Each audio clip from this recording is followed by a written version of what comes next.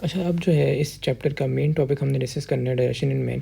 तो ये वाली वीडियो थोड़ी बड़ी हो सकती है, मैं कोशिश करूँगा सारी चीज़ें डाइजेशन इन मैन की डिस्कस कर लूँ, ताकि इस वीडियो में ऐसी चीज़ें डिस्कस हो जाएँ जो एटलीस्ट 2 से 3 MCQ आपके मेन पेपर में, मेन टेस्ट में आपको मिलेंगे। तो मेन चीज़ें और सारी इंपॉर्टेंट चीज़ें हम डाइजेशन इन मैन की डिस्कस करते हुए जाएंगे। कोशिश करूँगा सारी चीज़ें एक वीडियो में डिस्कस हो जाएँ, थोड़ी वीडियो बड़ी हो जाएगी।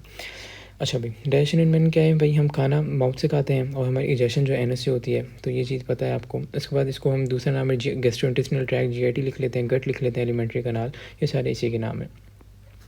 अब digestion oral cavity, oral cavity का मतलब माउथ वाले रीजन में। हमने खाना तो अपने माउथ वाले रीजन में डाल लिया, अब आगे होगा क्या?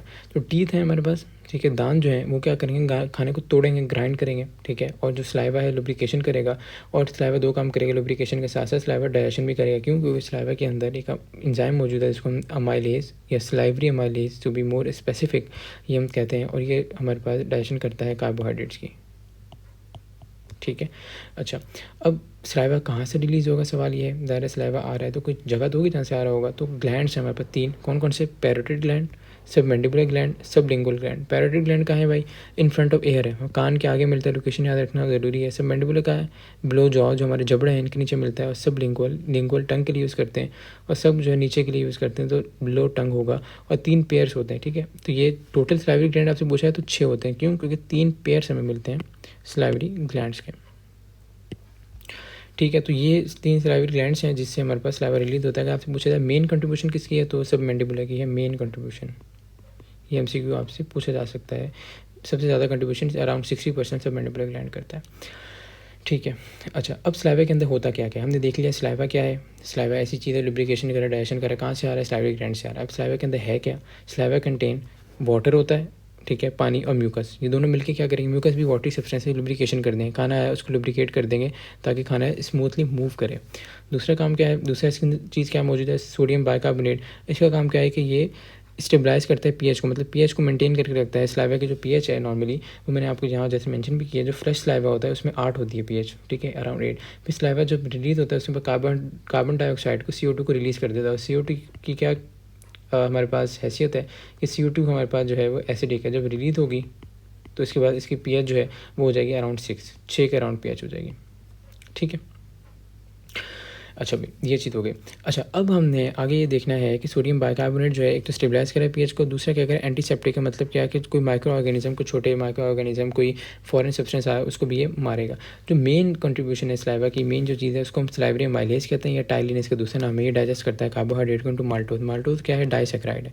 डाइसेक्राइड का मतलब ये है कि ये 2 मोनोसेक्राइड से मिलकर बना है, और इसके अंदर कौन कौन से यूनिट्स होते हैं? हमें 2 ग्लूकोज के यूनिट्स मिलेंगे। तो इसको पूरी डाइजेशन तो नहीं हो पाई, मगर ये कि बड़े से, जैसे ये पॉलीसेक्राइड थे, बहुत सारे हमारे पास मोनोसेक्राइड थे, इसने 2 को अलग कर दिया, डाइसेक्राइड 2 अलग हो गए, 2 अलग हो गए। अब आगे 2 की डाइजेशन कहाँ होगी? ये भी इंटेस्टाइन में होगी, हम इसी वीडियो में इंशाल्लाह देखेंगे, ठीक है। तो ये माउथ वाला रीजन हो गया जो छोटा सा था। इसमें मेन MCQ मैं आपको बता दूँ, एक ये कि फ्रेश स्लाइवा की पीएच 8, जो कार्बन डाइऑक्साइड लूज़ कर दे 6। उसके बाद स्लाइवा में मेन क्या है? अमाइलेज है, जो कि कार्बोहाइड्रेट की डाइजेशन करता है।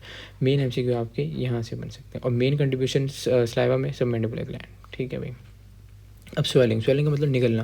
तो निगलते तो हम खुद हैं, बट जो निगलने का इनिशियल प्रोसेस है वो वॉलंटरी हमारी मर्ज़ी से होता है, बट उसके बाद जो बाद वाला प्रोसेस है हमारी मर्ज़ी से नहीं है, वो इनवॉलंटरी हो जाता है। तो बोरस फॉर्मेशन, बोरस क्या है? एक आप समझ लें बॉल नुमा स्ट्रक्चर बन गया फूड का, और वो बॉल नुमा स्ट्रक्चर पे आगे मूव करेगा। आफ्टर मेस्टिकेशन वगैरह चबाने के बाद ओवल शेप गोल स्ट्रक्चर बन जाता है, जिसको हम बोलस नाम देते हैं, ठीक है। अब बोरस का क्या करते हैं? पुश कर देते हैं बैक ऑफ माउथ पे by the action of tongue, ठीक है। जो ज़ुबान है हमारी मदद करती है बोरस को पीछे पुश करने में हमारे बैक ऑफ माउथ में। और मसल ऑफ फेरिंग्स जो है, जो हलक वाला रीजन है, फेरिंग्स हम हलक कहते हैं, वो वहाँ की जो मसल्स हैं वो भी इसमें हमें हेल्प करते हैं। और हमें इंश्योर कराना है कि फूड जो है, अब जैसे यहाँ पर देखें इस डायग्राम में बड़ी कर देता हूँ। अच्छा, इस डायग्राम में देखें कि ये चलिए डायग्राम यहाँ पर मसला हो रहा है। इस डायग्राम को हम यहीं अटैच रखते हैं, बट यहाँ पर थोड़ा फोकस रखिएगा डायग्राम पे। अच्छा, यहाँ पर देखें सबसे पहले ये ऊपर क्या है? ये लिप्स हैं, तो यहाँ पर हमारे पास माउथ है, और ये टंग है, ये वाला रीजन। तो ये माउथ वाला रीजन है, ठीक है, सारा जो अब मैं मार्क कर रहा हूँ। इसके माउथ के ऊपर क्या होता है हमारे पास? माउथ के ऊपर हमारे नेज़ल कैविटी होती है, ठीक है। और यहाँ पर पीछे अगर जाएँ तो पीछे हमारे पास सांस की नाली होती है, जिसको हम लैरिंक्स का नाम देते हैं। सारी क्या है? सांस की नाली है, और सांस की नाली के पीछे इसोफेगस होता है, जहाँ पर हमने फूड को पुश करना है। तो हमारे पास अब 2 मसले हैं। क्या मसला है? कि हम एक तो फूड को या तो ऊपर पुश ना कर दें नेज़ल कैविटी में, दूसरा है कि हम फूड को सांस की नाली में पुश ना कर दें। सांस की नाली में अगर फूड चला गया तो डेथ भी हो सकती है। तो हमने 2 चीज़ों से बचाना है। अब कैसे बचाएंगे? फूड को ऊपर जाने से सबसे पहले मैं आपको ऊपर जाने से बचाना है तो हम क्या करेंगे, हम आप जैसे अगर ज़ुबान अपने जो अपने मुंह में ऊपर की तरफ लगाएं तो आपको हार्ड एक फील होगा। इसको हम कहते हैं हार्ड पैलेट, ठीक है। पैलेट यहाँ से पैलेट मेंशन किया है, तो जो हार्ड रीजन है जो बोन से बना हुआ हार्ड पैलेट होता है, बट आप थोड़ा सा पीछे जाएँ तो आपको सॉफ्ट रीजन फील होगा अपने माउथ कैविटी में ऊपर ज़ुबान को लगाएं तो उसको हम कहते हैं सॉफ्ट पैलेट, वो मसल से बना हुआ होता है। तो हार्ड पैलेट और सॉफ्ट पैलेट ये हमारे जो है वो सेपरेट करें। ऊपर क्या है, यहाँ मैं बनाता हूँ इस जगह पर, ये क्या है, ये माउथ है नीचे और ऊपर का नेज़ल कैविटी, तो बीच में क्या है, हार्ड और सॉफ्ट पैलेट जो माउथ को और नेज़ल कैविटी को सेपरेट करके रख रहा है। तो यही जो है हमारे पास जो पैलेट है, ये पैलेट ही काम करेगा ताकि फूड जो है ऊपर ना चला जाए, ठीक है। फूड जो है ऊपर नेज़ल कैविटी में ना जाए, तो यही जो पैलेट है ये काम करेगा। तो हम देखते हैं हम यहाँ पर क्या मेंशन है कि प्रोसेस स्वेलिंग क्या है, मूवमेंट ऑफ टंग होती है। मूवमेंट टंग क्या करेगी, ऊपर अपवर्ड और बैकवर्ड मूव करेगी, ऐसे मतलब ऊपर और पीछे की तरफ ये स्लोप बना देगी। स्लोप से क्या होगा, फूड पीछे की तरफ पुश होगा, forcing bolus to back of mouth, ताकि बोलस जो है पीछे इसोफेगस में जाए।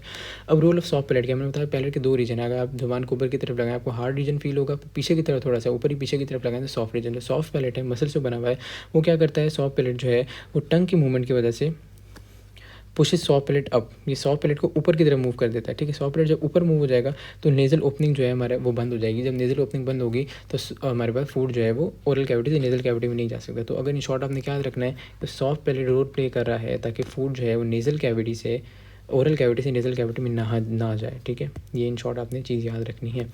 अच्छा, अब हमने दूसरा हमारा क्या है, दूसरा मैंने बताया, दूसरा रूल ये है कि फूड को हम सांस की नाली में ना भेज दें।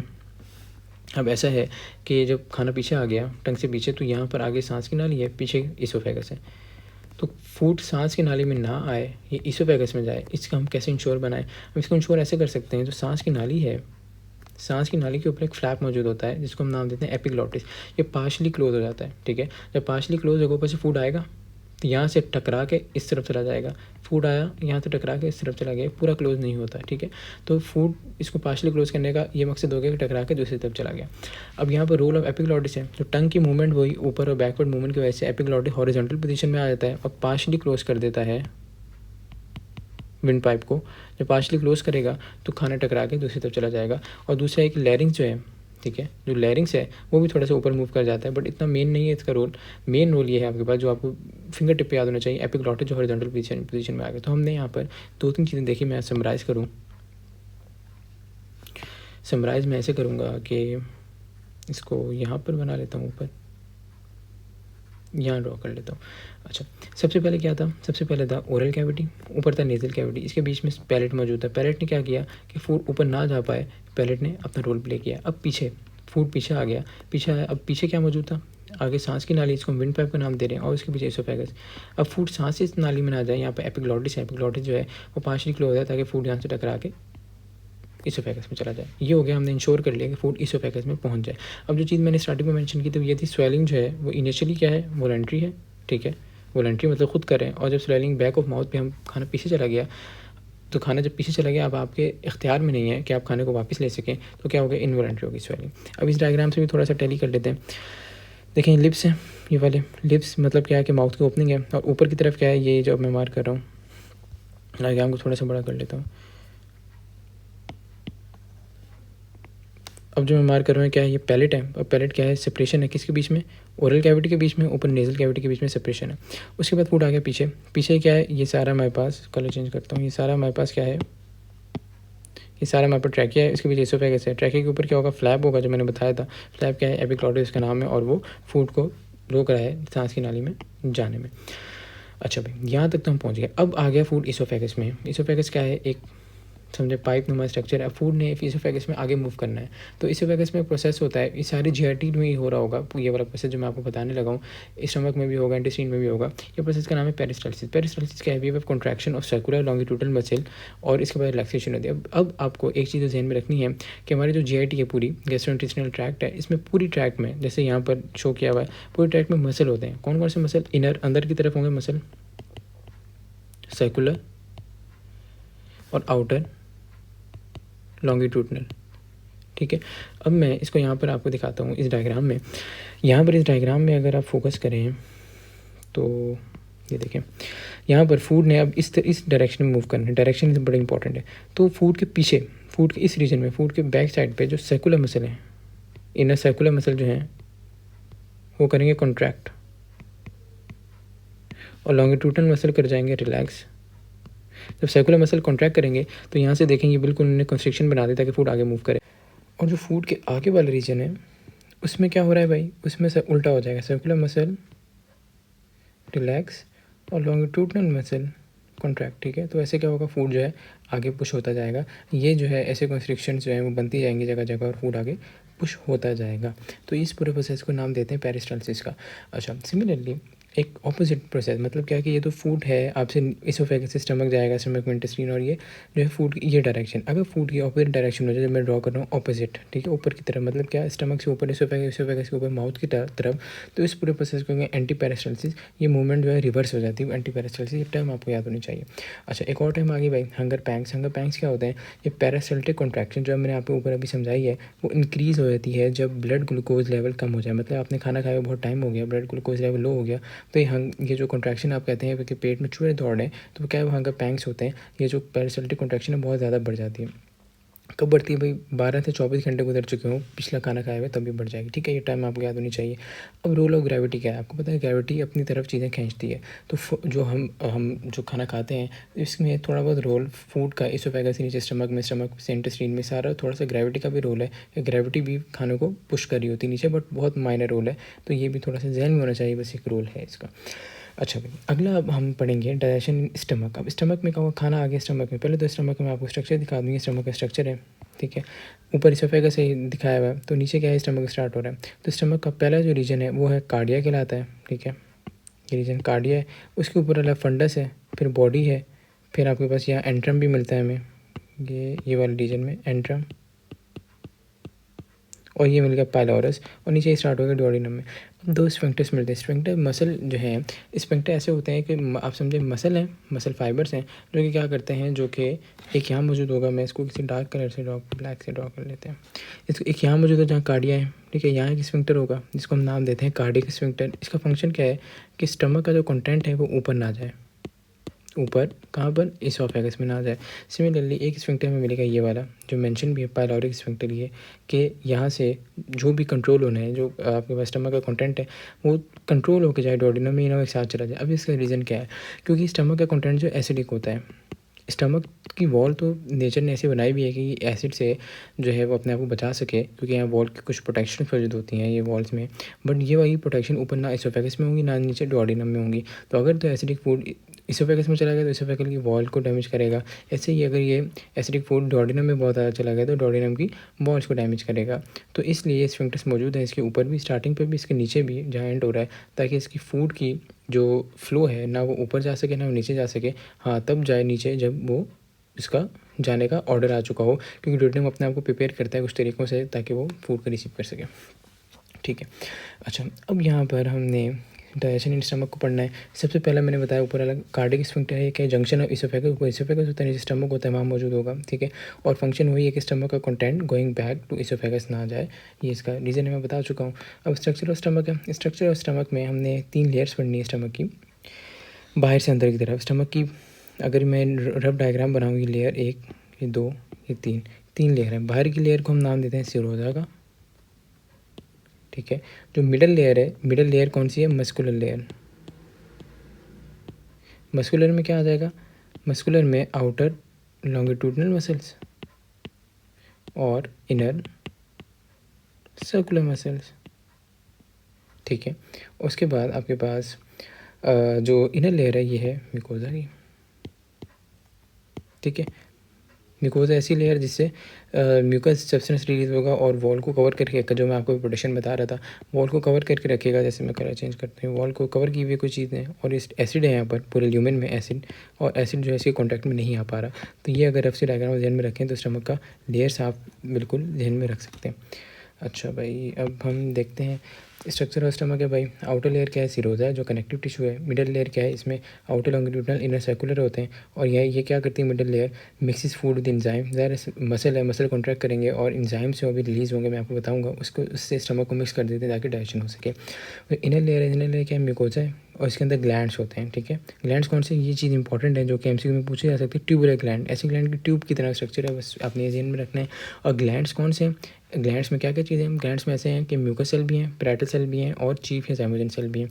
म्यूकस सेल क्या करेंगे, म्यूकस को सिक्रेट करेंगे जो मैंने आपको अभी बताया था, और म्यूकस प्रोटेक्ट कर रहा है। पैराइटल सेल क्या करेंगे, HCl को सिक्रेट करेंगे जो कि हाइड्रोक्लोरिक एसिड है, जो कि एसिडिटी दे रहा है स्टमक में। और ज़ाइमोजन या चीफ सेल क्या करेंगे, पेप्सिनोजन जो एंजाइम है जिसने प्रोटीन को डाइजेस्ट करना है वो रिलीज़ करेंगे। इनको कलेक्टिवली हम मिला के नाम देते हैं गैस्ट्रिक जूस का। अच्छा भाई, अब गैस्ट्रिक जूस कब रिलीज़ होगा, अब ये बात है। गैस्ट्रिक जूस तब या तो हम किसी फूड की स्मेल हो उससे भी रिलीज़ हो जाता है, किसी फूड को देखें तब भी रिलीज़ हो जाता है। ये होता है ना कि भाई किसी लोगों की तबीयत ख़राब होती है, कहते हैं मैं खाने के देखने से भी उल्टी आ रही है, तो होता ये है कि हमारे पास वो खाने को देखते हैं, स्मेल करते हैं, उससे भी गैस्ट्रिक जूस रिलीज़ होता है। या फूड खा चुके हैं, स्टमक में जा चुका हो, तब तो गैस्ट्रिक जूस रिलीज़ होना ही है।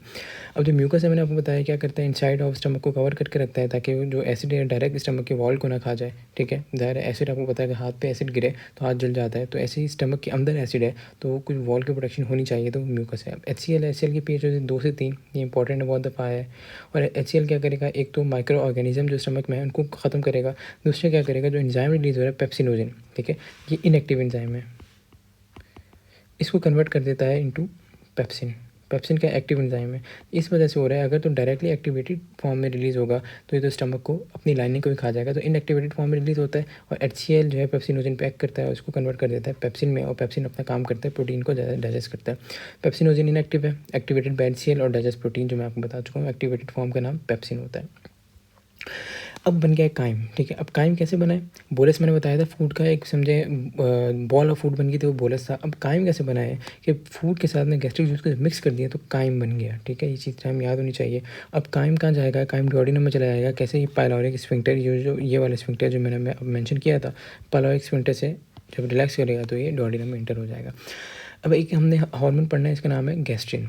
तो गैस्ट्रिन क्या है, एक तो जी सेल से रिलीज होता है स्टमक में, ये पाइलोरिक रीजन के स्टम पार्ट में, मैं आपको यहाँ डायग्राम थोड़ी साफ करके, यहीं पर पाइलोरस रीजन में कुछ सेल्स होते हैं, जैसे ये सेल बनाऊँ, इनका नाम है जी सेल्स। जी सेल रिलीज़ करते हैं गैस्ट्रिन हार्मोन। अब गैस्ट्रिन का क्या काम है, गैस्ट्रिन क्या करेगा, जाएगा और गैस्ट्रिक जूस का रिलीज़ ज़्यादा करा देगा। मतलब क्या कि खाना आया स्टमक में, खाना आया यहाँ पर और खाना आया उसके अंदर प्रोटीन कंटेंट ज़्यादा था, स्टमक ने देखा कि इसके अंदर प्रोटीन कंटेंट ज़्यादा है, उसने जी सेल को एक्टिवेट किया। जी सेल ने क्या किया कि गैस्ट्रिक जूस को प्रोड्यूस करा दिया। गैस्ट्रिक जूस में क्या क्या आ रहा था, म्यूकस आ रहा था, ठीक है, प्रैट और HCl और पेप्सिनोजन, ये चीज़ें आ रही थी, इसको रिलीज़ करा दिया। तो रोल ऑफ गैस्ट्रिन ये बड़ा इंपॉर्टेंट है, याद होना चाहिए ये। इसके बाद है हार्ट बर्न्स या पायरोसिस। हार्ट बर्न क्या होता है, हम कहते हैं हमारा सीना जल रहा है, जैसे क्यों होता है, क्योंकि हमारे पास जो स्टमक का एसिड है वो क्या करता है, वो एसिड जो है वो रिफ्लेक्स बैक होना शुरू होता है इसोफेगस में, तो बर्निंग सेंसेशन चेस्ट में आती है, इसको हम हार्ट बर्न कह रहे होते हैं। Due to back flush of acidic chyme into oesophagus, ये एसिडिक काइम जो है, जो एसिड स्टमक का वो बैक फ्लश हो जाए इसोफेगस में, तो हमें सीने की जलन होती है। कॉज क्या है, अल्कोहल हो सकता है, फैटी फूड हो सकता है, बहुत ज़्यादा खाने से भी ये चीज़ हो सकती है। स्टमक का पार्ट हम देख चुके हैं, इसको अगर मैं आपके समराइज़ करूँ तो क्या है भाई, ये स्टमक है। चलिए डायग्राम तो बनी हुई, इसी से देखते हैं। ये आपके पास है स्टमक, ठीक है। स्टमक में क्या है, स्टमक में फूड आया, तो हमारे पास 3 चीज़ें रिलीज होंगी, क्या क्या, HCl, पेप्सिनोजन, पी से लिख रहा हूँ म्यूकस, ठीक है, इसको मिला के हम क्या नाम देंगे, गैस्ट्रिक जूस का नाम देंगे। पेप्सिनोजन ने क्या करना है, पेप्सिनोजन के ऊपर पहले तो एक्ट करेगा HCl, इसको पेप्सिन में कन्वर्ट करेगा और प्रोटीन की डाइजेशन होगी। HCl का अपना रोल क्या है, माइक्रो ऑर्गेनिज्म को भी क्या करना है, इसने मारना है, और पेप्सिनोजन को एक्टिवेट करना है। म्यूकस क्या है, प्रोटेक्ट कर रहा है। तो इन शॉर्ट ये है। और इसके बाद पाइलोरस रीजन में एक तरह के सेल होते हैं, इसका जी सेल नाम देते हैं, गैस्ट्रिन रिलीज करते हैं, और गैस्ट्रिन क्या करेंगे, गैस्ट्रिक जूस की स्टिमुलेशन को बढ़ा देंगे। ख़त्म, इन शॉर्ट स्टमक का ये है। अच्छा, उसके बाद है डाइजेशन इन स्मॉल इंटेस्टाइन, अगला पार्ट। अब स्मॉल इंटेस्टाइन में क्या क्या चीज़ें आ जाती हैं भाई, स्मॉल इंटेस्टाइन में आ जाता है डुओडेनम, जियोजेनम और इलियम, ठीक है। तो सबसे बड़ा पार्ट जो है डुओडेनम, तो बहुत छोटा होता है, अराउंड आप समझ लें कोई 10 सेंटीमीटर के अराउंड होगा ये, 10 इंचज़ के अराउंड या 25 सेंटीमीटर के अराउंड, बहुत छोटा पार्ट है। उसमें मेन जियोजेनम और इलियम होता है, हम आगे भी पढ़ते आते हैं। टोटल स्मॉल इंटेस्टाइन की जो है वो लेंथ है वो है 6 मीटर। ठीक है। अच्छा, अब जब काइम जो है, जो मैंने बताया था गैस्ट्रिक जूस के साथ फूड का मिक्स हो जाना काइम है, ये आएगा डुओडेनम में, तो कुछ सिक्रीशंस आएंगी। कहाँ कहाँ से आएंगी? लिवर से भी आएगी, पैंक्रियाज से भी आएगी, और डुओडेनम अपनी सिक्रीशन रिलीज़ करेगा। अब ये सिक्रीशन कैसे आएंगे? कोई कोई ना कोई स्टिमुलस होना चाहिए।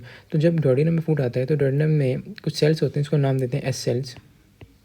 S cells, S cell release करता है सिक्रेटिन, और सिक्रेटिन क्या करेंगे? सिक्रेटिन भी एक हार्मोन है। सिक्रेटिन क्या करेंगे? लिवर को, पैंक्रियाज को और डुओडेनम को सबको एक्टिवेट कर देते हैं ताकि अपनी सिक्रेशन को रिलीज करे। गैस्ट्रिन क्या कर रहा था? स्टमक की सिक्रेशन को दे रहा है। सिक्रेटिन क्या कर रहा है? लिवर, पैंक्रियाज, डुओडेनम की सिक्रेशन को दे रहा है। दोनों चीज़ें बड़ी इंपॉर्टेंट है, ये आपको याद होनी चाहिए। अब आ गया पेंक्रियाज को। पहले देखें, पेंक्रियाज के दो पार्ट्स हैं। ये एमसीक्यू, ये इस चैप्टर का पार्ट तो नहीं है, एंडोक्राइन पार्ट, बट एमसीक्यू के लिए रिलेट करने के लिए मैं आपको बता रहा हूँ। एंडोक्राइन पार्ट ऐसा है जो कि एंडोक्राइन का मतलब ब्लड में डायरेक्ट रिलीज करे तो इंसुलिन और ग्लूकागॉन होता है। और हम जो पढ़ेंगे, जो पैंक्रियाटिक जूस है जिसने डाइजेशन में काम करना है, वो एक्सोक्राइन पार्ट है, जिसको पैंक्रियाटिक जूस का नाम भी देते हैं। अब ये कैसे आएगा, ये वाली डायग्राम पहले हम देखेंगे ताकि आपको एक क्लियर आइडिया मिल जाए। अच्छा भाई, इसमें देखें सबसे पहले ये है ऊपर इसोफेगस, ठीक है। इसोफेगस नीचे आए और ये है आपके ऊपर लिवर। लिवर के साथ अटैच होता है गॉल ब्लैडर। अच्छा, लिवर क्या करता है? अगर मैं लिवर को बाहर बनाऊँ यहाँ पर, तो लिवर के साथ नीचे अटैच है गॉल ब्लैडर। तो लिवर क्या करेगा? लिवर बनाता है बाइल और स्टोर करा देता है गॉल ब्लैडर में, ठीक है। बाइल स्टोर करके गॉल ब्लैडर में, जब नीड होगी बाइल जो है वो रिलीज हो जाएगा गॉल ब्लैडर से। और यहाँ एक डक्ट होती है बाइल की अपनी डक्ट, जिसको हम नाम देते हैं सिस्टिक डक्ट में, सिस्टिक डक्ट, ठीक है।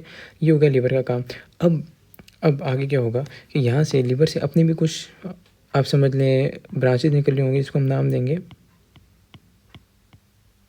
जिसको हम नाम दे रहे होते हैं हिपैटिक डक्ट, ठीक है। हिपैटिक डक्ट नाम दे रहे होते हैं। ये हिपैटिक डक्ट और सिस्टिक डक्ट दोनों मिल जाते हैं, मिल के ये बना लेते हैं, इसका नाम है कॉमन बाइल डक्ट, ठीक है। तो ये चीज़ हो गई। अब मैं ये आपको डायग्राम से दिखाता हूँ कि ये हो क्या रहा है। अच्छा, अब यहाँ अगर आप देखें तो ये था लिवर, लिवर के साथ अटैच है गॉल ब्लैडर। गॉल ब्लैडर में बस बाइल क्या किया, स्टोर किया। गॉल ब्लैडर डक्ट का नाम है सिस्टिक डक्ट, ये नहीं। अब लिवर से कुछ डक्ट्स निकल रही हैं, ठीक है, ये डक्ट हैं, उनको हिपैटिक डक्ट नाम दे रहे होते हैं। और हिपैटिक डक्ट क्या करती हैं? हिपैटिक डक्ट निकलेंगी और ये मिल जाएंगी सिस्टिक डक्ट के साथ, और फाइनली बन जाएगा common bile duct. Common bile duct जाके डुओडेनम में ओपन होती है। ये चीज़ हमारे पास डन हो गई। ये तो हमने देखी लिवर का एस्पेक्ट। अब लिवर का एस्पेक्ट देखकर पैंक्रियाज भी हैं सॉरी, ये जो है लीफ शेप स्ट्रक्चर, ये पैंक्रियाज का है। तो पैंक्रियाज की अपनी डक्ट अलग से निकलती है, पैंक्रियाटिक डक्ट, वो भी डुओडेनम में ओपन हो जाती है। तो डुओडेनम में अब दो चीज़ें ओपन हो रही हैं, क्या? Common bile duct, bile duct को बीडी लिख रहा हूँ, कॉमन बाइल डक्ट, और हमारे पास पैंक्रियाटिक डक्ट, ठीक है। दो चीज़ें ओपन हो रही हैं। पैंक्रियाटिक डक्ट से क्या आएगा? पैंक्रियाटिक डक्ट से pancreatic juice, common bile duct से क्या आएगा? बाइल आएगा।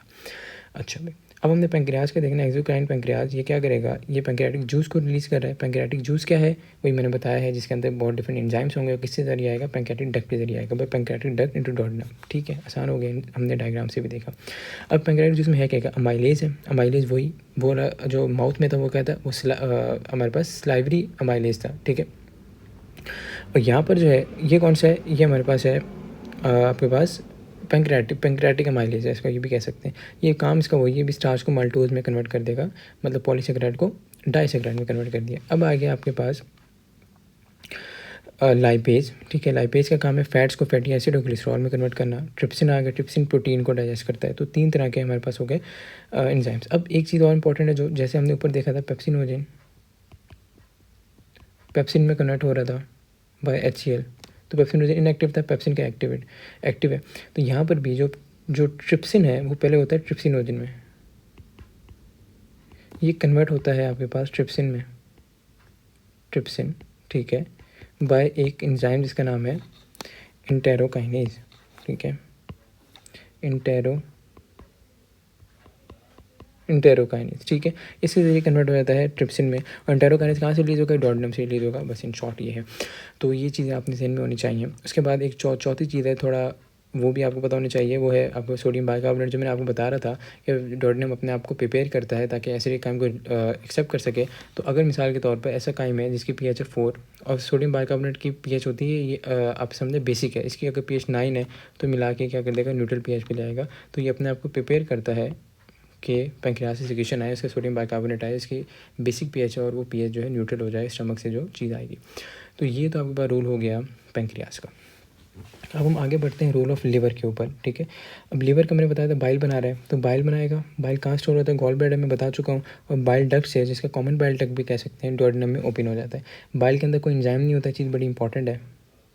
बाइल सिर्फ क्या काम करता है, फैट को मल्सीफाई करता है, मतलब क्या, फैट का अगर ये ड्रॉपलेट था तो एक छोटे छोटे ड्रॉपलेट में तोड़ देगा, क्या कर दिया, मल्सीफिकेशन।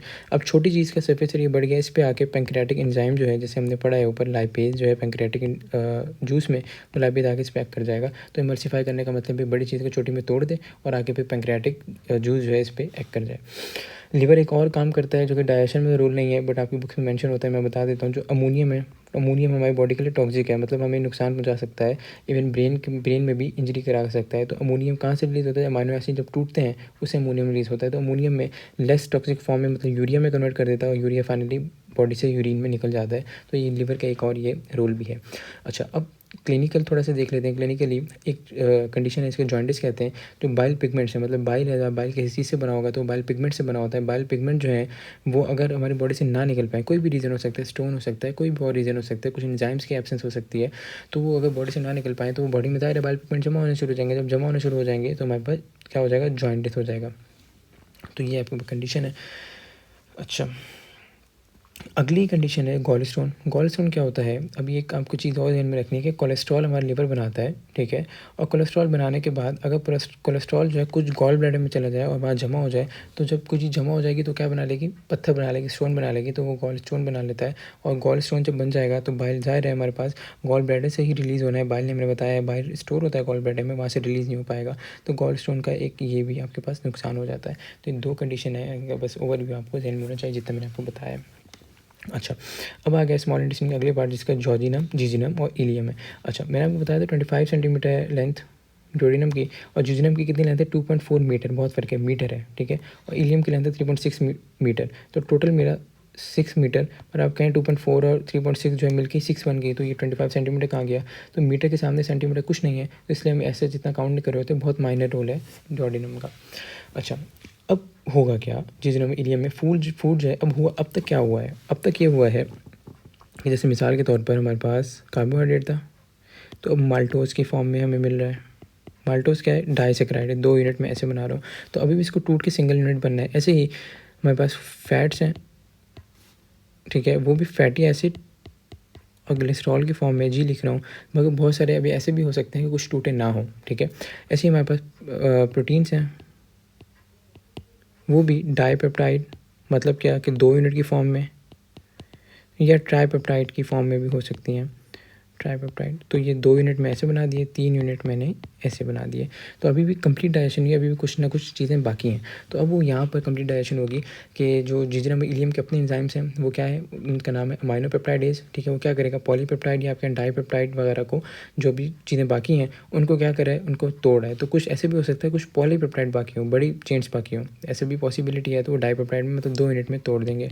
सिमिलरली अगला एंजाइम है इरिप्सिन। इरिप्सिन क्या करेगा, 2 यूनिट थे जो बाकी, उसको सिंगल यूनिट में तोड़ दिया। यहाँ पर जैसे मैं ये शो कर रहा हूँ, सिंगल यूनिट में तोड़ दिया, तो ये इरिप्सिन एंजाइम है। सिमिलरली लाइपेज भी होगा, जो फैट्स बचे हुए उनको फैटी एसिड ग्लिसरॉल में तोड़ दिया। उसके बाद माल्टेज है, मैंने आपको बताया है कि कार्बोहाइड्रेट डाइजेस्ट होकर क्या कर रहा है, माल्टोज में जो ग्लूकोज की 2 यूनिट है उसमें कन्वर्ट हो रहा है, और ये माल्टोज को तोड़ के, माल्टो 2 यूनिट है, सिंगल यूनिट में दो अलग यूनिट में ग्लूकोज में तोड़ देगा। इसके बाद और एंजाइम है, सक्रेज भी है, लैक्टेज भी है, सारे एंजाइम्स मौजूद होते हैं। सक्रेज क्या है, सक्रेज जब एक्ट करेगा सक्रोज पे, उसको तोड़ देगा ग्लूकोज और फ्रक्टोज में। लैक्टेज जो एक्ट करेगा लैक्टोज पे, और वो तोड़ देगा उसको ग्लूकोज और ग्लैक्टोज में, ठीक है। ये बायोलॉजिकल मॉलिक्यूल्स में भी हम इसी तरह पढ़ते हैं, ठीक है। अब आ गया यहाँ तक डाइजेशन कंप्लीट हो गया। अब उन्हें एब्जॉर्प्शन, एब्जॉर्प्शन मैंने आपको पहले ही बताया कि एब्जॉर्ब कर लेना, ब्लड में आ जाना उस चीज़ को, तो उसको हम एब्जॉर्प्शन कह रहे हैं।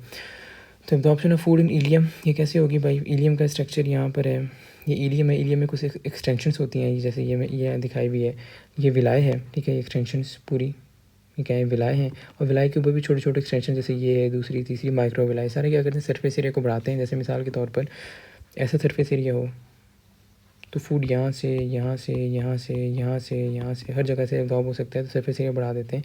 तो विलाय है, माइक्रो विलाय है, और इसके अंदर भी कुछ स्ट्रक्चर्स हैं। कौन से स्ट्रक्चर्स हैं, इसके अंदर आर्टरी होती है, इसके अंदर वेन होती है, लेक्टिल होते हैं। लेक्टिल ऐसे स्ट्रक्चर्स हैं जो क्या करेंगे, वो हमें पर फैट्स को एब्जॉर्ब करेंगे। वे फैट बड़े होते हैं और वो नॉर्मल जो है वो आर्टरीज़ में नहीं एब्जॉर्ब हो पाते। अच्छा, तो अब है विलाय माइक्रोविलाय। इंटरनल स्ट्रक्चर इलियम के अंदर बहुत सारे फोल्ड्स होते हैं, फिंगर लाइक आउट ग्रोथ होती है, इसको हम जैसे अभी देखा है जिसको विलाय, और उसके बाद उसके ऊपर आउट ग्रोथ है, इसको माइक्रोविलाय नाम देते हैं। और कहाँ होंगे म्यूकोजा, वो जो हमने लेयर्स पढ़ी थी पूरी, जो स्मॉल जो जीआईटी उसमें लेयर्स हुई हैं, म्यूकोजा होती है, सब म्यूकोजा होती है, मस्कुलर लेयर, सिरोजा। तो म्यूकोजा सबसे आप समझ लें अंदर वाली लेयर है, उसमें ये वाले मौजूद हमें जो ओवरऑल मैंने स्टमक में आपको बताया था, सबसे अंदर म्यूकोजा, सब म्यूकोजा मस्कुलरिस और सिरोजा, सबसे अंदर वाली लेयर है उस पर ये फोर्स मौजूद है म्यूकोजा पर, और सरफेस एरिया को बढ़ाते हैं, अभी मैंने बताया। अब स्ट्रक्चर विद इन विलाई क्या है कि एपिथेलियल सेल्स होते हैं, दायरा एपिथेलियल सेल होंगे, नेटवर्क ब्लड कैपिलरीज होंगी और लैक्टियल्स होंगे। ये वाली डायग्राम से और देखें, यहाँ पर ये वाली डायग्राम से मैं इसको बड़ा कर देता हूँ। अच्छा, ये वाले डायग्राम से देखें, ये एक विलाय का स्ट्रक्चर है जिसके अंदर क्या है, ये बाहर एपिथेलियल सेल्स हैं, ठीक है। उसके बाद अंदर ये ब्लड कैपिलरीज आ गई और ये लैक्टियल के अंदर फैट्स एब्जॉर्ब होंगे, ठीक है। अच्छा, स्ट्रक्चर भी हम देख, अब ऑप्शन कैसे होगी, जो सिंपल शुगर है या माइनो एसिड है, या तो सिंपल डिफ्यूजन से चले जाएंगे ब्लड कैपिलरीज के अंदर जो विलाई के अंदर है, या तो कैपिलरी ट्रांसपोर्ट यूज़ कर सकते हैं, ये अंदर चले जाएंगे, इनका इतना मसला नहीं। अब फैटी एसिड और ग्लिसरॉल है, बहुत कम जो है डायरेक्टली चले जाते हैं, मतलब डिफ्यूजन वगैरह से बहुत कम ब्लड स्ट्रीम में। मेनली कहाँ से जाते हैं, जो लैक्टियल, जो अभी मैंने दिखाया, लैक्टियल क्या होगा, फैटी एसिड और ग्लिसरॉल को कंबाइन करेगा, जब लैक्टियल के अंदर जाएंगे दोबारा फैट्स बना लेगा जो हमने तोड़ा था, और ये लैक्टियल के अंदर इंटर हो जाएंगे। लैक्टियल में क्या होगा, लैक्टियल के इंटर होने के बाद पास टू ब्लड विया लिम्फेटिक थोरैसिक डक्ट। अब ये लैक्टियल कहाँ जाएंगे, मैं आपको ऐसे दिखा देता हूँ, लैक्टियल जाएंगे थोरैसिक डक्ट में, थोरैसिक डक्ट ये ओपन होगी लेफ़्ट सब क्लेवियन में, और ये ओपन हो जाएगा हार्ट में, ठीक है, ये हार्ट में ओपन हो गया। तो यही है, इंटर इनटू लेफ्ट सब क्लेवियन और फाइनली हार्ट में चला जाएगा जहाँ ब्लड जाना है, और उससे पूरी बॉडी में सर्कुलेट हो जाएगा। अब एक कंडीशन जो है जिसका नाम है लैक्टोज इंटॉलरेंस, इससे रिलेटेड हम कंडीशन साथ साथ पढ़ते जा रहे हैं, वो भी ये एक नजर यहीं देख लेते हैं। लैक्टोज इंटॉलरेंस क्या है, हमने ऊपर अभी इंजाइम पढ़ा है, मैंने आपको बताया है, ये वाला लैक्टेज इंजाइम, ये नहीं मौजूद होगा। जब ये मौजूद नहीं होगा तो हम लैक्टोज़ को टॉलरेट नहीं कर पाएंगे। लैक्टोज किस में होता है, डेयरी प्रोडक्ट्स में, दूध वगैरह में, दही में ही मिलता है लैक्टोज। तो लेकर हम लैक्टेज, जब लैक्टेज नहीं होगा तो लैक्टोज को दायरा तोड़ नहीं पा रहे तो क्या होगा, इंटेस्टिनल गैस हो जाएगी आपके अंदर, आप एब्डोमेन में फील करेंगे आपको गैस हो रही है, और इन कंजम्पशन डेयरी प्रोडक्ट, दूध वगैरह से कंजम्पशन करेंगे, डायरिया हो सकता है, सारी चीज़ें। तो इन शॉर्ट आपने क्या याद रखना, लैक्टोज इंटॉलरेंस में लैक्टेज एंजाइम की डेफिशिएंसी है, और आपको डेयरी प्रोडक्ट वगैरह यूज़ करने में आपको डायरिया और एब्डोमिनल पेन वगैरह ऐसी कंडीशंस आ रही हैं। अब हमने इसके बाद लार्ज इंटेस्टाइन को पढ़ना है। तो अब ये वाले डायग्राम से पहले मैं आपको उसके जो पार्ट्स हैं लार्ज इंटेस्टाइन के, वो मैं आपको पहले विजुलाइज कराऊँ। लार्ज इंटेस्टाइन में यहाँ पर आपको सारे कॉइल्स मिलते हैं, स्मॉल इंटेस्टाइन का ड्यूडेनम, जिजिनम, इलियम, और इलियम यहाँ पर फाइनली कनेक्ट होता है इलियो कोलिक।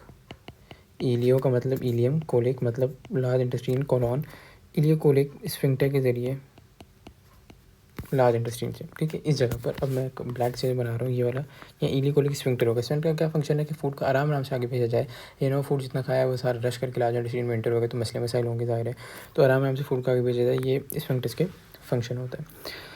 अब लार्ज इंटेस्टाइन के पार्ट्स आ गए। लार्ज इंटेस्टाइन के कौन कौन से पार्ट्स हैं, यहाँ पर देखें, ये सीकम है पहला पार्ट, सीकम से नीचे जो हैंग हुआ स्ट्रक्चर ऑफ अपेंडिक्स है, ठीक है, और अपेंडिक्स का ऐसा रोल नहीं होता हम लोगों में, ह्यूमंस में। उसके बाद ये वाला सारा जो मैं मार्क कर रहा हूँ ये है असेंडिंग कोलॉन, ठीक है। और अब जो मैं डिफरेंट कलर से मार्क कर रहा हूँ ये सारा क्या है, ये है आपके पास ट्रांसवर्स कोलॉन, ठीक है। और अब मैं कलर और चेंज कर लेता हूँ, और अब मैं जो ब्लैक से मार्क कर रहा हूँ ये है आपके पास डिसेंडिंग कोलॉन, ठीक है। और ये फाइनली नीचे आ रहा है आपके पास ये वाला सारा, ये है आपके पास सिग्मॉइड कोलॉन, ठीक है। कोलॉन के डिफरेंट पार्ट्स हैं, और फाइनली नीचे आ रहा है आपके पास रेक्टम, और रेक्टम के नीचे यहाँ पर आपको मिलेगा एनस, ठीक है, एनस मिलेगा नीचे, और जहाँ से फूड को एक्सपेल कर दिया जाएगा बॉडी से। तो ये डिफरेंट पार्ट्स हैं लार्ज इंटेस्टाइन के। अब थ्योरेटिकली इनको पढ़ते हैं।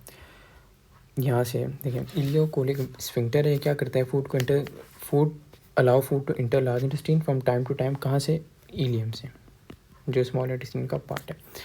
अच्छा, अब लार्ज इंटेस्टाइन कौन कौन से पार्ट हैं, सीकम आ गया, कोलॉन आ गया, रेक्टम आ गया। अब कोलॉन में भी हमने अभी देखा है कि कौन सा था, असेंडिंग था, ट्रांसवर्स था, डिसेंडिंग था। अच्छा, अब सीकम क्या है, सीकम ब्लाइंड सैक है। ब्लाइंड सैक ऐसा होता है जिसकी एक ओपनिंग हो और दूसरी तरफ से बंद हो, ठीक है। तो कहाँ पर है, इतना इंपॉर्टेंट नहीं है ब्लाइंड सैक, बट आपके जहन में होना चाहिए ब्लाइंड सैक होता है कहाँ पर है, लोकेशन इंपॉर्टेंट है, ileum, between ileum and colon. तो हमने अभी यहाँ देखा था नीचे डायग्राम में, भी मैं आपको दोबारा दिखा देता हूँ। ये देखिए, ये इलियम थी इस जगह पर, और ये ऊपर क्या है, असेंडिंग कोलॉन, ट्रांसवर्स कोलॉन और डिसेंडिंग कोलॉन। तो इलियम और कोलॉन के बीच में ये वाला रीजन जो आ रहा है क्या है, ये सारा है सीकम, ठीक है, लोकेशन थोड़ी सी इंपॉर्टेंट है, जहन में ज़रूर होनी चाहिए। तो ये हो गया between ileum and colon. Appendix है, अपेंडिक्स सीकम से नीचे हैंग हुआ है, from blind end of caecum, caecum से नीचे हैंग हुआ है। अपेंडिसाइटिस क्या है कि अगर फूड यहाँ पर अपेंडिक्स में जमा हो जाए, फूड मैं आपको डायग्राम से बताता हूँ। अगर फूड या अपेंडिक्स से फूड यहाँ पर जमा हो गया, तो जमा हो गया तो फूड क्या करेगा, ये निकल नहीं पाएगा, तो एक जगह रुकी हुई चीज़ क्या करती है, इन्फ्लेमेशन को करा देती है और अपेंडिसाइटिस हो जाता है, और फिर अपेंडिक्स को सर्जिकली रिमूव करना पड़ता है, और ये इमरजेंसी की कंडीशन होती है। इसके बाद अब हमने लार्ज इंटेस्टाइन का मेन रोल क्या है, एब्जॉर्प्शन ऑफ वाटर और सॉल्ट्स। ये मेन रोल है लार्ज इंटेस्टाइन का, जो बचा कुचा पानी है, बचे कुचे सॉल्ट्स हैं, उसको हम क्या करना है, एब्जॉर्ब कर लेना है, ये लार्ज इंटेस्टाइन में होता है।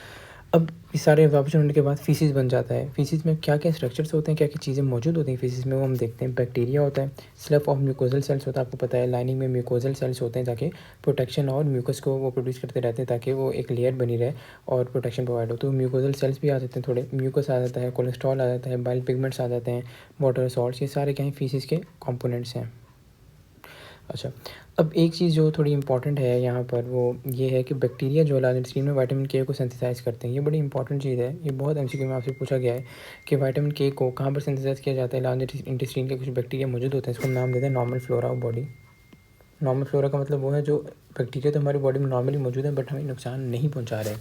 नॉर्मल फ्लोरा में यूजुअली विटामिन के जो है कोलाई भी प्रोड्यूस कर सकता है हमारे पास बॉडी में। तो ये भी कहीं ना कहीं एमसीक्यू में पूछा गया है आपसे पास्ट पेपर में। अच्छा, अब कुछ कंडीशंस देखनी है, ऑल्दो आपकी सिलेबस में डायरेक्टली कंडीशन से मेंशन नहीं होती, बट आप पे सवाल ज़रूर किया जाता है, एक आध सवाल कहने की पूछ लिए जाते हैं, तो वो कंडीशन इसलिए वो है, मैं आपको बताता जाऊँगा साथ साथ। अच्छा, जो ये कंडीशन है पहली, वो है डायरिया। डायरिया क्या है, एब्जॉर्प्शन ऑफ वाटर और सॉल्ट नहीं हो। अगर वाटर और सॉल्ट की एब्जॉर्प्शन नहीं हो रही, तो जो हमारे पास फीसिस बना है उसमें सॉल्ट और वाटर दोनों की क्वांटिटी क्या हो जाएगी, दोनों की क्वांटिटी ज़्यादा हो जाएगी। दोनों की क्वांटिटी जब ज़्यादा होगी तो डायरिया हो जाएगा। तो अब इसके कॉजेज क्या हो सकते हैं, कोई इन्फेक्शन हो सकता है, या कोई ड्रग हो उसका हमें रिएक्शन हो जाए ड्रग का, या कोई बंदा इमोशनली बहुत डिस्टर्ब हो, तो ये सारी चीज़ें डायरिया कॉज करा सकती हैं। दूसरी कंडीशन हमारे पास कॉन्स्टिपेशन है। कॉन्स्टिपेशन में क्या होता है कि ज़्यादा वाटर की एब्जॉर्प्शन हो जाए, ज़्यादा वाटर की एब्जॉर्प्शन हो जाएगी, तो जो फ्लूइड समझे वो कम रह गया, फ्लूइड जब कम रह गया तो वो फीसिस को बाहर निकलने में प्रॉब्लम करेगा, और जिसको हम कब्ज़ कहते हैं, कॉन्स्टिपेशन हो जाती है। इसके बाद अगले पार्ट से रेक्टम और एनएस, जो हमने देखे थे, यहाँ रेक्टम में फूड स्टोर होता है और एनएस से फूड को बॉडी से बाहर एक्सपेल कर दिया जाता है, आसान सी चीज़ें, ठीक है। अब कंडीशंस और आगे कौन सी कंडीशन है, पहले डिस्पेप्सिया। ये क्या कंडीशन है कि इनकम्प्लीट डाइजेशन हो रही, डाइजेशन कंप्लीट नहीं हो पा रही, ये एक कंडीशन है। और इसमें क्या होगा, जब डाइजेशन कंप्लीट नहीं होगी तो एब्डोमिनल पेन होगा, एब्डोमिनल डिस्कम्फर्ट, हार्ट बर्न होगा, जैसे सीने में जलन कहते हैं, नोजिया, उल्टी आने की हमें फीलिंग होगी, वॉमिटिंग उल्टी आ भी सकती है। और ये इसका जो एक कॉज ये भी हो सकता है कि स्टमक में जो एसिडिटी है, आपको पता है स्टमक में क्या होता है, HCl होता है, तो जो स्टमक में एसिडिटी प्रोड्यूस करता है, ये इसकी क्वांटिटी ज़्यादा हो जाए तो ये भी कॉज करा सकता है, ये वाली डिजीज़, ये वाली कंडीशन कॉज करा सकता है। इसके बाद है अगली condition food poisoning. Food poisoning क्या है, आपने सुना होगा कि हमने बाहर से खाना खाया, हमें फूड पॉइजनिंग होगी, डायरिया हो गया। तो ये सारी चीज़ें क्या है, ये ऐसा होता है कि कोई बैक्टीरिया हमारी बॉडी में चला गया, और बैक्टीरिया की टॉक्सिन है, जो बैक्टीरिया की खतरनाक चीज़ें हैं, उन्होंने फूड पॉइजनिंग करा दी। कौन से बैक्टीरिया हो सकते हैं, सैल्मोनेला हो सकता है और कैम्फाइलोबैक्टीरिया, दो बैक्टीरिया, इनके नाम याद होना ज़रूरी है। और टॉक्सिन फॉर्म बैक्टीरिया ये को क्या करेगा, ये वाली कंडीशन हमें कॉज करा देगा। अब ये वाली फूड पॉइजनिंग होगा क्या, डायरिया होगा, वॉमिटिंग होगा, एब्डोमिनल पेन होगा। और अगर सीवियर फॉर्म, बहुत ज़्यादा सीवियर हो जाए फूड पॉइजनिंग, तो इसको हम एक नाम देते हैं टर्म का, जिसको हम कहते हैं बोचुलिज्म। तो ये टर्म ज़रूर ध्यान में होना है, ज़रूरी है। इसके बाद अगली कंडीशन है एनोरेक्सिया नर्वोसा। तो आपको नर्वोसा से थोड़ा सा आइडिया हो रहा होगा कि कोई ना कोई नर्वस सिस्टम का कोई ना कोई साइकोलॉजिकल इफेक्ट हो सकता है। तो इसमें लॉस ऑफ एपिटाइट होती है, मतलब बंदे को भूख नहीं लगती, या आप ये कह लें कि बंदा खाना नहीं खा रहा खुद, क्योंकि उसको ये डर है कि वो क्या हो जाएगा, मोटा हो जाएगा। और यूजुअली कॉमन इन फीमेल्स होता है, 12 से 21 साल की लड़कियों के बीच में ये कॉमन होता है, और वो उनको ये डर हो जाता है कि हम खाना खाएंगे तो मोटे हो जाएंगे। और ये क्या है, ये साइकेट्रिक डिसऑर्डर है, और साइकेट्रिक थेरेपी इसकी होती है ताकि बंदा वो ऐसा ऐसा सही हो जाए। दूसरी कंडीशन है बिलीमिया नर्वोसा। ये भी नर्वोसा इसमें आ रहा है, तो इसमें भी आपको आइडिया हो रहा होगा, साइकोलॉजिकल इफेक्ट होगा। इसमें क्या होता है, बोर्ड से ओवर ईटिंग, मतलब बंदा एक टाइम आएगा बहुत ज़्यादा खाना शुरू कर देगा, फिर उसके बाद मिसाल के तौर पे 2 दिन बंदे ने बहुत ज़्यादा खाया, तो अगले दिन 2 दिन इसको होगा कम खाएगा कि मैंने बहुत ज़्यादा खा लिया, मैं कहीं मोटा ना हो जाऊँ। या वो क्या करेगा, 2 दिन ये पहले 2 दिन ज़्यादा खाया था, अब उसको बाद में रियलाइज़ हो मैंने ज़्यादा खा लिया, तो वो क्या करेगा, खुद इंड्यूस करेगा वॉमिटिंग, मतलब कोशिश करेगा मुझे वॉमिटिंग आ जाए। या क्या करेगा, अगर पहले 2 दिन ज़्यादा खा लिया तो अगले 2 दिन कुछ खाएगा ही नहीं, फास्टिंग कर लेगा। फास्टिंग का मतलब ये है कि भूखा रहेगा। तो ये एक साइकोलॉजिकल डिसऑर्डर है, इसमें भी साइकियाट्रिक थेरेपी रिक्वायर्ड होती है। उसके बाद ओबेसिटी है। ओबेसिटी क्या है कि बॉडी में फ़ैट की क्वांटिटी ज़्यादा हो जाए, इसको ओबेसिटी का नाम दे देते हैं। इसकी मेन कॉज़ क्या है? ज़्यादा खाना इसका मेन कॉज़ है। अब फैट ज़्यादा होगा तो कौन कौन सी जगह स्टोर होगा ज़्यादा फैट? एब्डोमेन में स्टोर हो सकता है, किडनी के अराउंड स्टोर हो सकता है और स्किन के नीचे स्टोर हो सकता है। अब ज़्यादा फैट क्या क्या कॉज़ करा सकता है? ज़्यादा फैट जो है ब्लड प्रेशर कॉज़ करा सकता है, इसको हम कहते हैं हाइपरटेंशन हो गया बंदे को, हाइपरटेंशन हो गया, ठीक है। उसके बाद डायबिटीज़ भी कॉज़ करा सकता है ज़्यादा फैट। उसके बाद हार्ट डिजीज़ कॉज़ करा सकता है। जैसे मिसाल के तौर पर हार्ट डिजीज़ क्यों कॉज़ कराएगा? ब्लड वेसल में क्या हो जाए, ब्लड वेसल में एक्युमुलेट हो जाए फैट। जब फैट ब्लड वेसल में एक्युमुलेट होगा तो हार्ट डिजीज़ होना हमें शुरू हो जाएंगी। ऐसे ही स्टमक के डिसऑर्डर्स भी हमें कॉज़ करा सकता है, गैस्ट्राइटिस वगैरह ऐसे मसले। अगली कंडीशन है पाइल्स, या दूसरा नाम इसका हेमोरॉइड्स, इसको उर्दू में बवासीर भी कहते हैं। इसमें क्या होता है? डायलेटेड वेन्स हो जाती हैं। कहाँ पर? एनोरेक्टल म्यूकोजा में। हमने अभी डायग्राम दिखा देता हूँ मैं, ये वाली।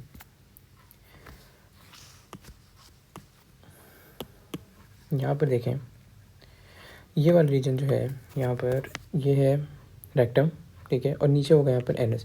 तो एनोरेक्टल मतलब यहाँ पर जो एनस और रेक्टम जहाँ पर ट्रांजिशन हो रहा है, इस जगह पर कुछ वेन्स होती हैं, डायलेटेड हो जाती हैं, और जो डायलेटेड वेन्स होंगी उसको हम क्या कह देंगे? उसको हम कह देंगे पाइल्स हो गया। अब इन वेन्स की जो डायलेटेड टॉर्टिस वेन्स हैं, टॉर्टिस का मतलब यही है कि उलझी हुई है एक दूसरे में, ये ब्लीड भी कर सकती हैं अगर रप्चर हो जाए। अगर वो ज़ाहिर है वो डायलेट हो गई, अगर रप्चर हो जाए, फट जाए, तो ब्लीडिंग भी कॉज हो सकती है। अगर बंदे को कॉन्स्टिपेशन है, कब्ज़ है, तो वो ये सिचुएशन को, जो पाइल्स का ऑलरेडी सिचुएशन मौजूद है, कब्ज़ होगी, ऊपर से ये वाली सिचुएशन को बहुत ज़्यादा बढ़ा सकती है, एग्रीवेट कर सकती है ये वाली सिचुएशन को। और बंदे की जो अर्ज टू डेफिकेट है, मतलब क्या कि फीसिस को बाहर निकालना बॉडी से, वो वाली अर्ज कम हो जाती है। क्यों? क्योंकि बंदे को पेन हो रहा होता है, और वो वाली बंदा पेन को अवॉइड करने के लिए बंदे की वो अर्ज, ख्वाहिश है, वो कम हो जाती है। उसके बाद ज़ाहिर है पेन हो रहा है तो difficult to expel faeces, faeces को बॉडी से बाहर निकालने में मुश्किल होता है, पेन होता है। और दूसरे सिम्टम्स ही होते हैं इल हेल्थ के, मतलब क्या बंदा बीमारी के दूसरे सिम्टम्स ही आ रहे होते हैं। एक और कंडीशन, लास्ट कंडीशन हम देखते हैं, जिसका नाम है अल्सर, ठीक है। अल्सर को आसान ज़बान में ज़ख़म भी कह सकते हैं। ये होता है कि म्यूकस लेयर, आपको पता है हमारी पूरी जीआईटी में पहले म्यूकोदा होती है लेयर, फिर सब म्यूकोदा, फिर मस्कुलर लेयर, फिर आपके पास सीरोदा। ये 4 लेयर पूरी हमें जीआईटी में मिलती हैं। तो अगर तो म्यूकस लेयर पहला अंदर, सबसे अंदर वाली लेयर है, अगर ये म्यूकस लेयर ब्रेक हो जाए तो हम कहेंगे अल्सर है। अब जो डाइजेस्टिव एंजाइम क्यों ब्रेक होती है? डाइजेस्टिव एंजाइम ऐसे स्टमक में जो हमारे पास एंजाइम है, वो क्या करते हैं, वो वाले जब ये म्यूकस लेयर ब्रेक हो जाएगी, ये स्टमक की वॉल को या ड्यूडेनम की वॉल को क्या करना शुरू कर देंगे? ड्यूडेनम की वॉल को खाना शुरू कर देंगे। तो ये अल्टीमेटली इन दोनों चीज़ों के कॉम्बिनेशन से अल्सर हो जाएगा। पहली चीज़ क्या है? म्यूकोदा की लेयर डैमेज हुई, और लेयर डैमेज होने की वजह से जो अंदर एंजाइम मौजूद है, जैसे अगर मैं इस स्टमक को ड्रॉ करूँ, अगर स्टमक की डायग्राम हम देख रहे हैं, यहाँ पर म्यूकोदा मौजूद है, तो म्यूकोदा डैमेज हो गया। जब म्यूकोदा डैमेज हो गया तो मैं म्यूकोदा को मिटा देता हूँ। अब मैंने म्यूकोदा को मिटा दिया, ये डैमेज हो चुका है। तो यहाँ पर जो एंजाइम्स मौजूद हैं स्टमक में, या डोडिनम की भी सेम ही सिचुएशन होगी, वो ये वॉल को खाना शुरू कर देंगे और वॉल को डैमेज करना शुरू कर देंगे। तो ये सिचुएशन होती है।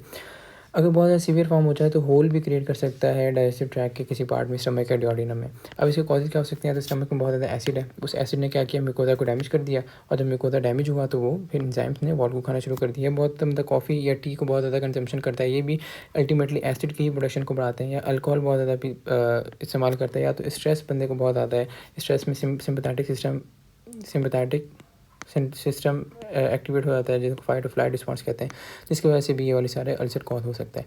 तो यहाँ पर ये वाला चैप्टर भी आपका एंड होता है, और हम अब नेक्स्ट वीडियो में कुछ नया चैप्टर, हमारे 2 चैप्टर ही बाकी हैं, वो उन दोनों में से कोई एक चैप्टर हम नेक्स्ट वीडियो में स्टार्ट करेंगे।